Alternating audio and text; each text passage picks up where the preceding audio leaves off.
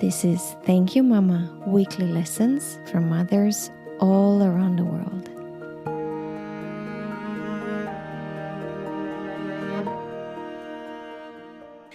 Hello and welcome to Thank You Mama. My name is Anna Teider. And I am really, truly excited today because today we are doing what this podcast is promising to do, which is connect with women and mothers from all over the world.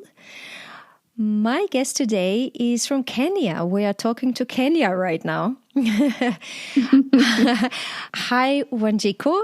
Wanjiku is a podcast host. She has her own podcast called A Life and Purpose.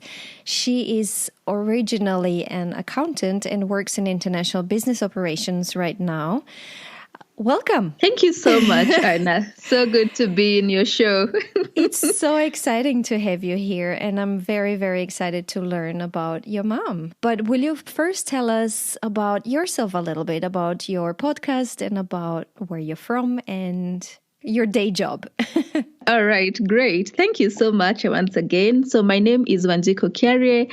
I am from Nairobi, Kenya, raised and born in a place called Naivasha, which is about 100 kilometers away from Nairobi, which is the capital city of Kenya. I am the host of a podcast called Life and Purpose, and I also moderate corporate and social workshops and events. I'm a mom, a career woman who, as Anna has said, has a background in finance and accounting, but have now transitioned into practicing international business operations. My podcast started when I started my journey of self-discovery, but this also had started way before, like when I became a mom 5 years ago. I began to have the passion to live and be the best version of myself. And with time, that desire to positively impact the world came to me. And that's how I started this podcast, so that it could be a platform which inspires others on a similar journey to also unlock their full potential and also show up as their best selves. So each podcast episode shares my learning, my experiences, what I'm unlearning, mindfulness, and just the positive living experiences that I go through. That's very exciting. I remember when we spoke first, you told me how you would be talking to your friends about what you're experiencing in learning. And they said, you need a platform. You need to put this out into the world. So I like it that your friends supported you to do this. That happened with my first book, where my friends were like, this needs to be published. Wow. Yeah, it's amazing. Yes, my friends did encourage me to just begin documenting my lessons. And that's how the podcast was born.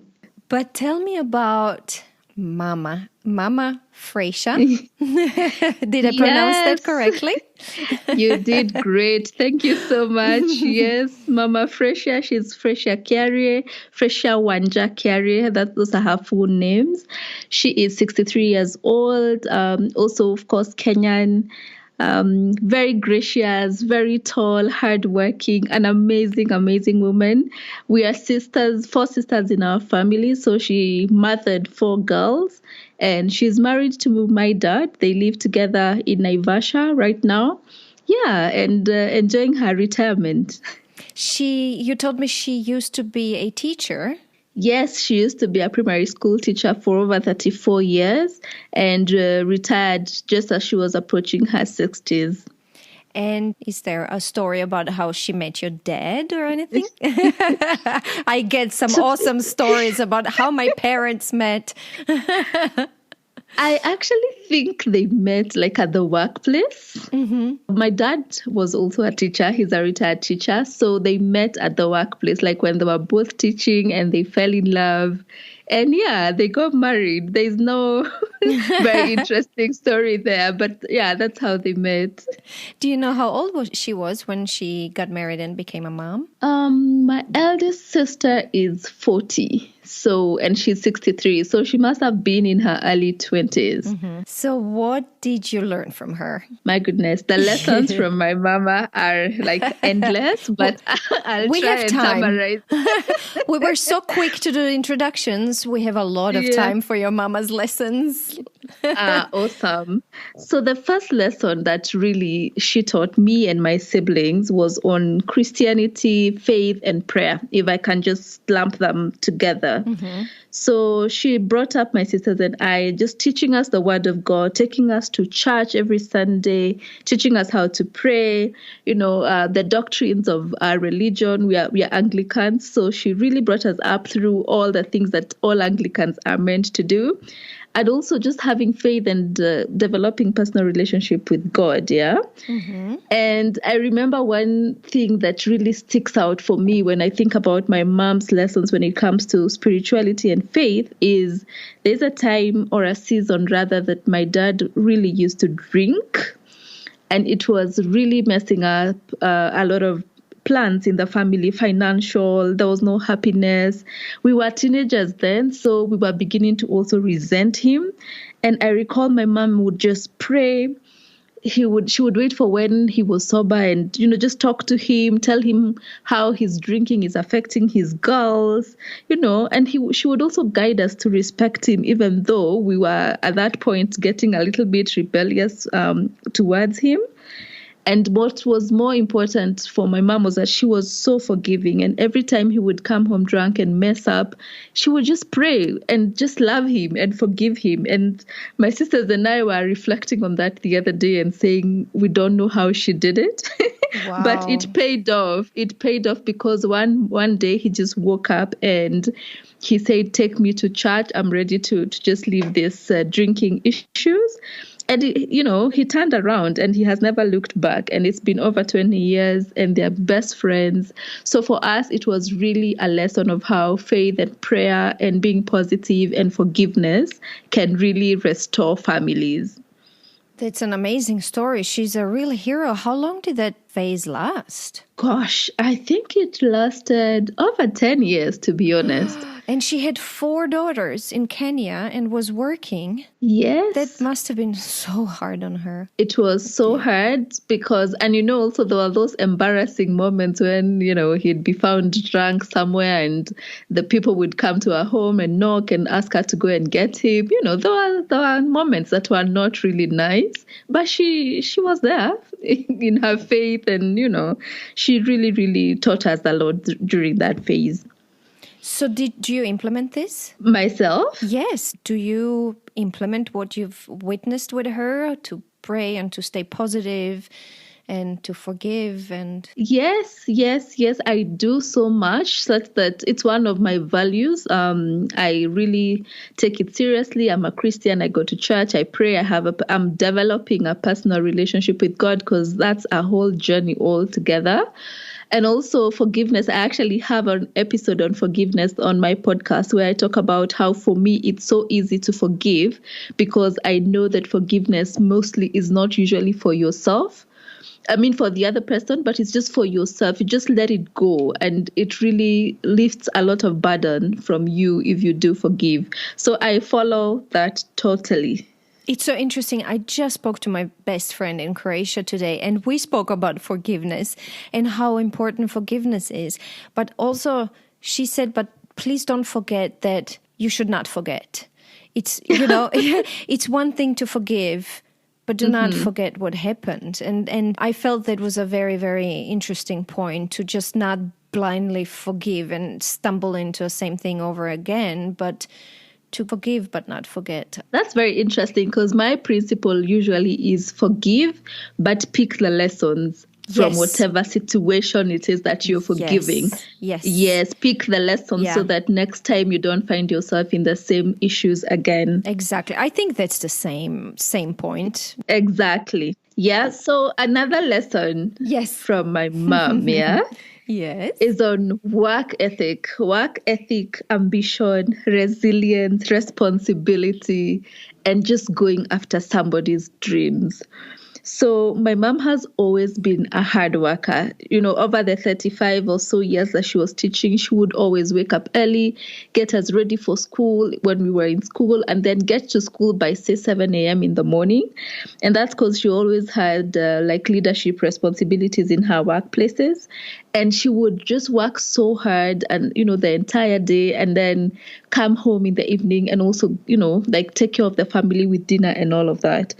And one other aspirational thing that really inspires us about our mom is that even towards the end of her career, she actually went back to school and advanced her education and was able to even get to a grade higher, even as she was approaching retirement. It was actually a year to her retirement.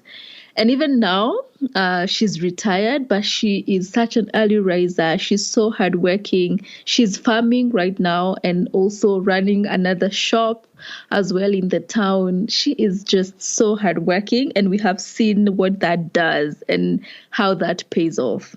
How does it pay off? I mean, you get to get ahead in life, in your roles at the workplace. The fruits come when you're really hardworking and resilient. And, that responsibility also comes with other people also realizing that you're good at what you're doing. And they end up, recognizing your abilities and rewarding you as well. Do you think that continuously working, keeps you young? Because I have a feeling from what I'm witnessing now, people who just retired and stopped completely are growing older and older, and people who never stop working in this form or the other just keep young, both mentally and physically. Do you think you see that with Mama Frasia? Oh, yeah. Actually, that's very interesting because everybody who sees my mama keeps saying there's no way you're retired. There's no way you're in your 60s. She's still standing upright, still looking young, still fresh, So I do agree that if you keep working and, that agility helps you slow down the aging process. Yeah. Anything else? Oh, yeah. Another lesson.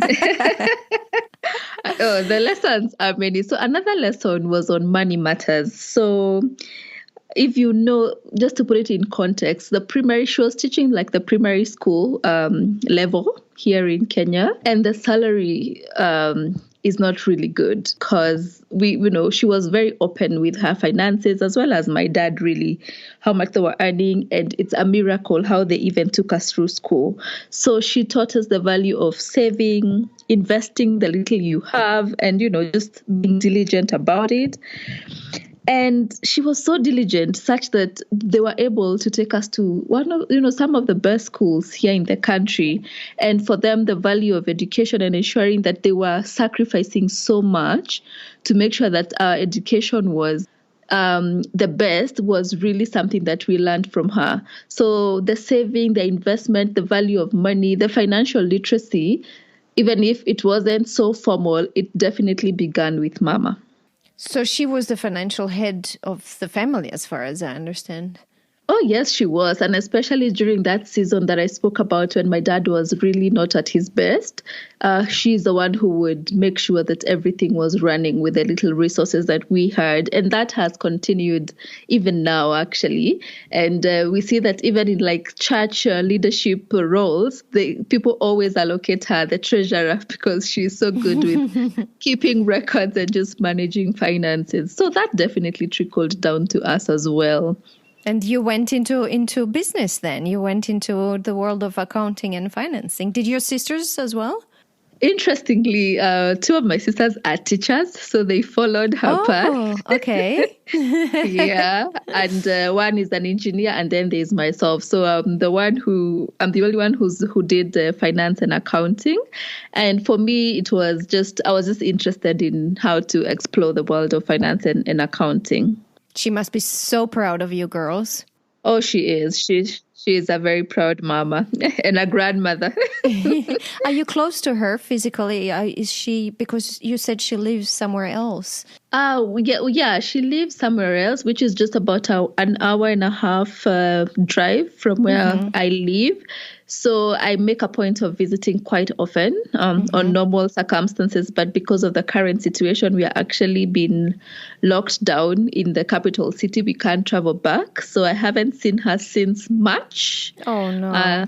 Yeah, and it's quite difficult because I go home at least twice a month at the minimum. Yes, but we are very close and we do talk on a daily basis, actually.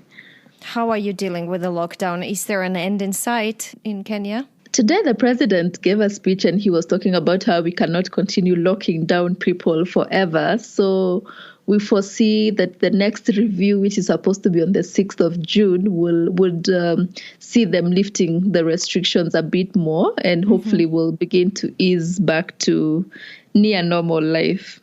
How are you dealing with homeschooling? You have a 5-year-old daughter at home and you're working and you have your podcast. How do you do all of that?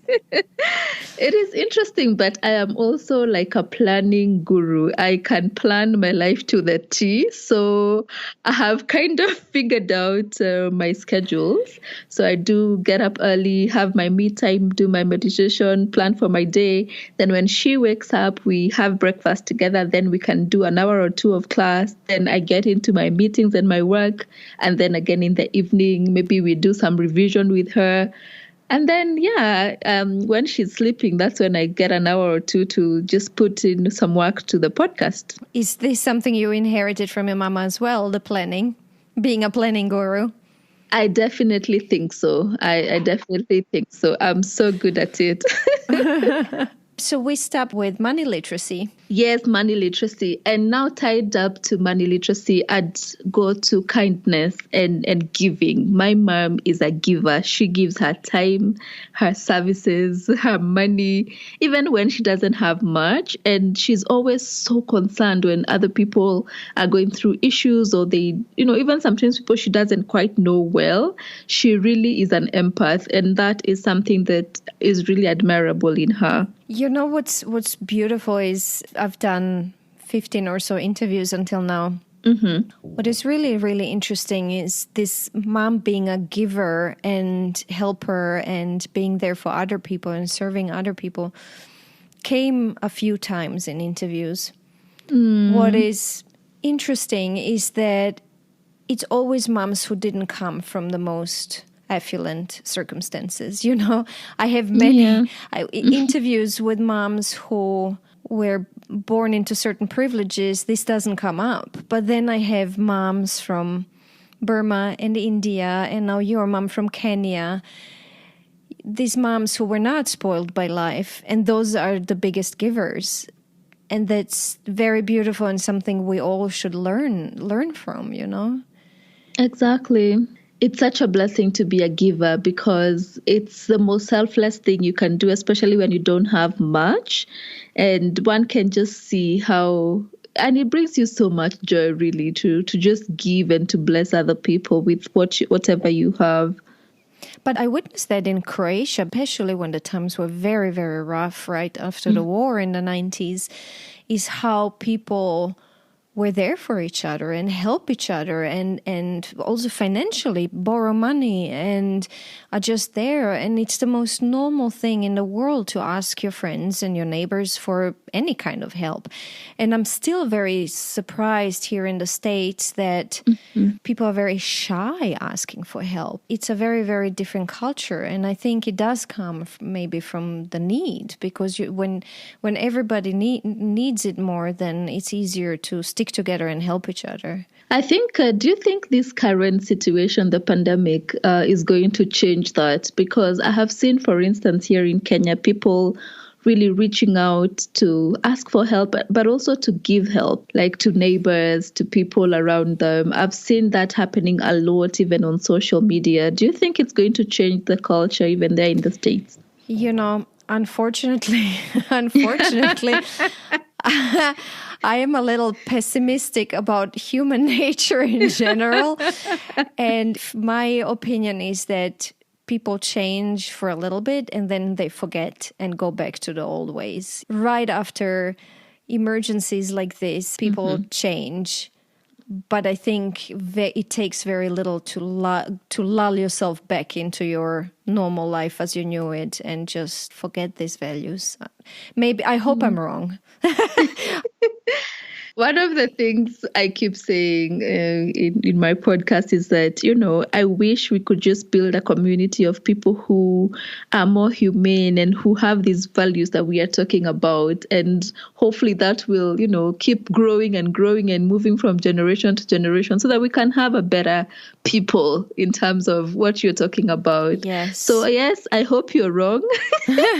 But I also know that you're actually not wrong. People do forget quite easily. My biggest hope for this situation is that people will finally understand what globalization is and that the world is not what it used to be only 20, 30 years ago, that we are so connected, so interconnected.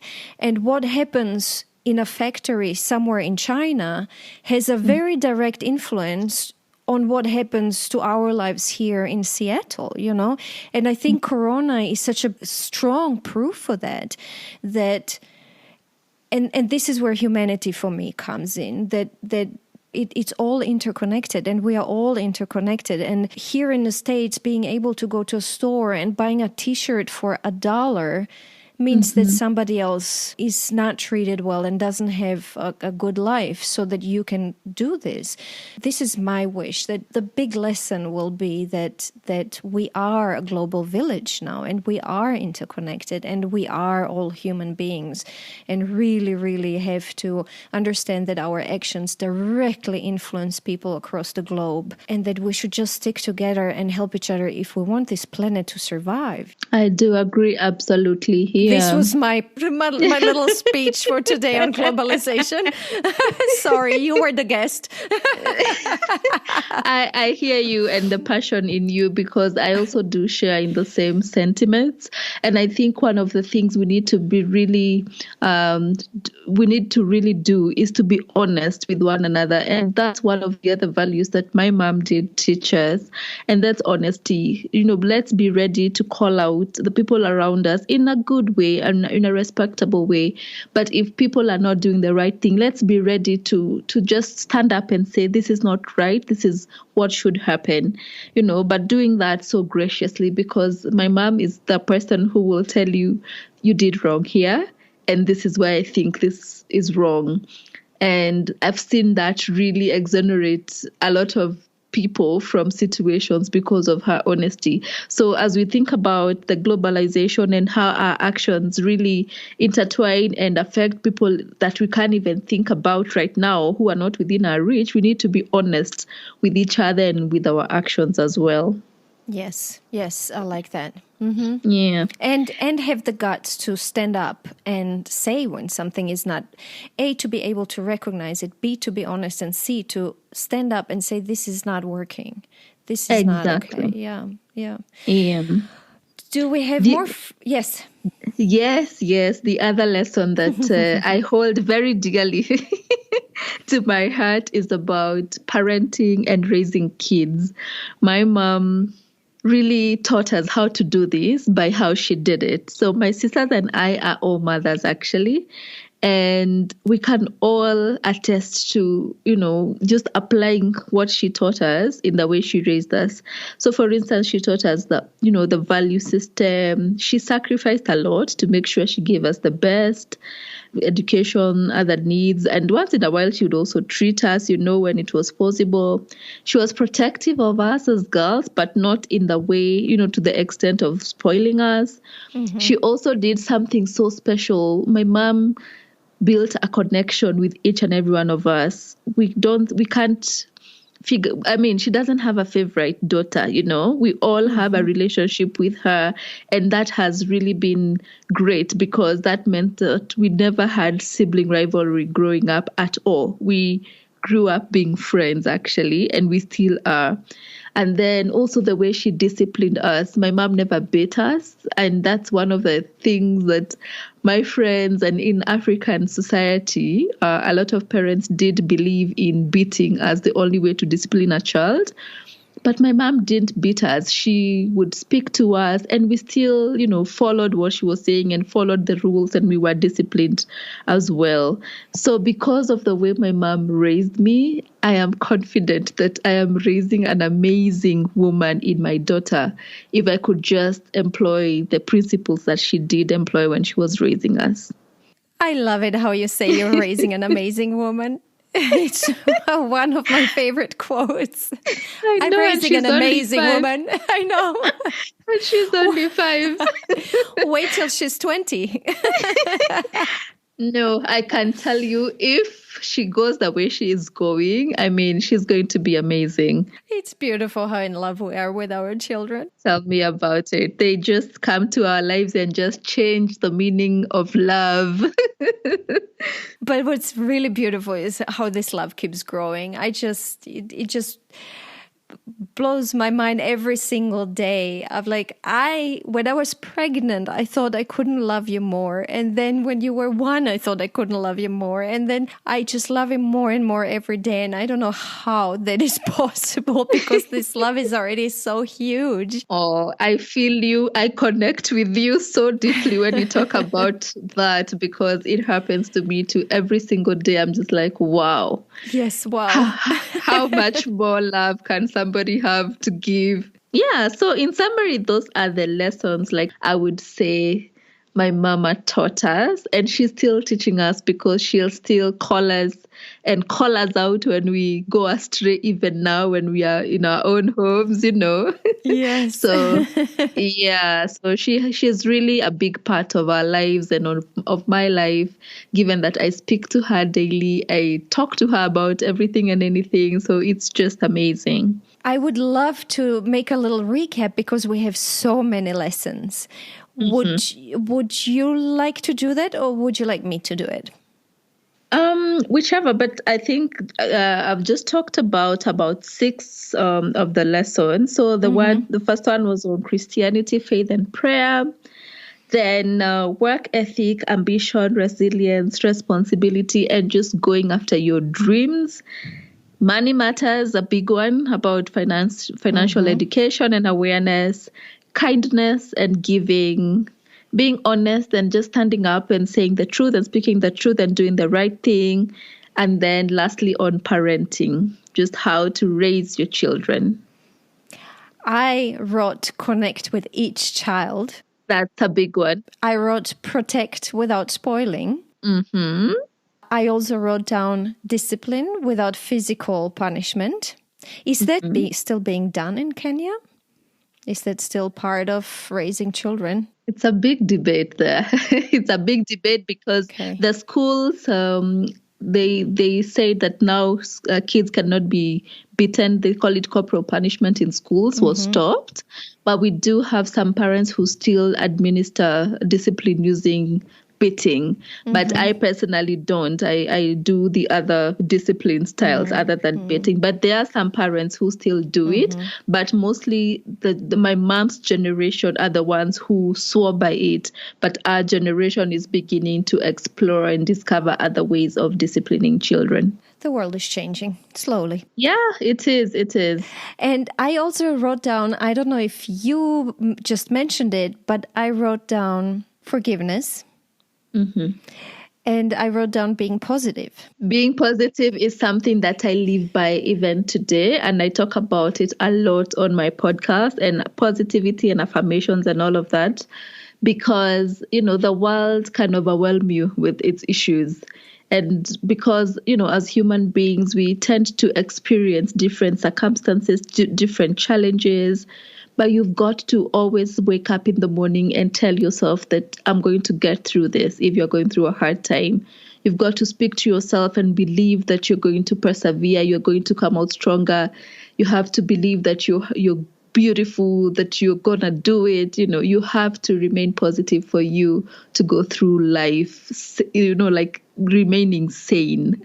Yes. And this is something I learned from my mom. I was just thinking about this love for life, even when it's hard, but this gratefulness that we are alive and have this life, as harsh as it sometimes is.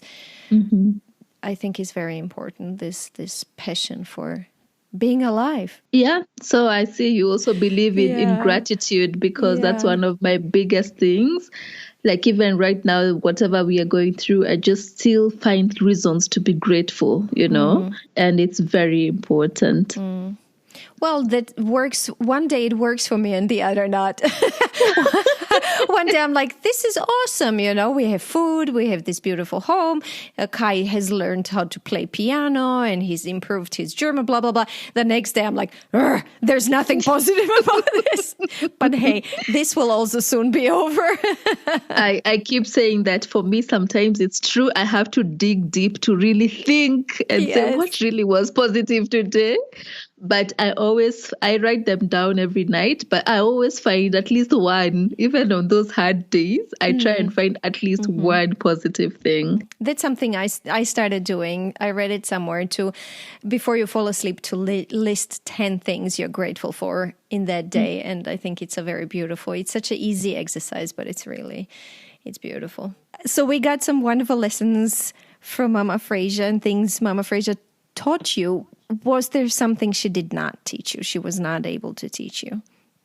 That's an interesting one. But yes, upon reflection, there's something that she wasn't very good at, and that was teaching us about sex education, just basically about sex, She was a teacher and she taught science, so she would teach us about the basics about, the body, maturity, adolescence, and all that. But she didn't really get into the details of, what is sex? How do you protect yourself? When is it right to have sex? And all of that. And I think it's something that was very common with her generation of parents. They were very shy, or even the sex question was almost like a taboo for them to discuss with their children. But I think in the current world and in our generation of parents, that is a subject that we ought to know and be comfortable in teaching our kids and discussing the issues that affect or relate to sex in general. I had a guest who said that same thing. She comes from a very Catholic mother from Korea. And she said it's important to teach your children about sex, especially your daughters, because you empower them that way. You empower them to stand to themselves and protect themselves and just be stronger women. Exactly. And you avoid this trial and error and people just going to experience an experiment. Yes. An experiment out there for themselves, and they might end up messing up, doing all sorts of things. So I do agree with you that we need to broach that subject and be able to talk to our kids about it. But the question is, when is it like the time to do it? Have you thought about it? I am copying what my mom did with me, where she told me certain things depending on how old I was, and there was never a taboo. And this is what I liked about her. I remember when she drew to me basically what sex is, what men and a woman do. She was a painter and she liked drawing things, and she would just draw this to me. So there was absolutely no mystery about it for me. And in a way, this is what and we, Nick, as well, we are doing with Kai. Of course, you give certain information at a certain age, but there's absolutely no taboo topics. We just answer or explain in a way that he at 5 can understand. I hear you. Yeah. Great. Yes. Yeah, so that was the only topic or thing I feel like she didn't address properly. She tried to gloss over it, but I discovered quite a bit on her own there. Yeah, thank you so much for being my guest. You're very welcome. Thank you so much for sharing Mama Frasia's lessons and wisdoms. Please say hello to her from me and my listeners. Do. Yeah, and thank you again. If you enjoy Thank You Mama and want to help it grow, please take the 2 seconds to leave a 5-star review on Apple Podcasts. It really helps. If you'd like to get in touch, you can send me a mail at info@thankyoumama.net. You can also find me on Instagram, Facebook, and Twitter under Anna Teider. That's Tajder. This was Thank You Mama. Come back next week, subscribe, and tell your friends.